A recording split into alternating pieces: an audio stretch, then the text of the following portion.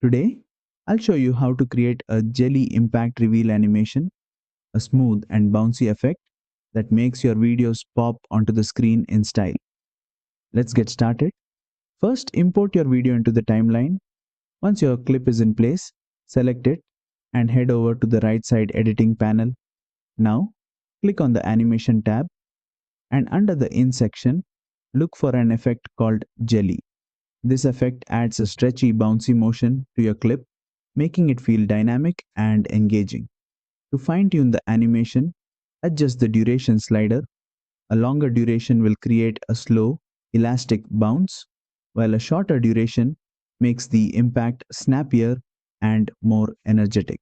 And that's it. You've successfully added a jelly impact reveal animation in CapCut PC. Try experimenting with different durations to match the style of your video. If you found this tutorial helpful, don't forget to like, share, and subscribe for more quick CapCut editing tips.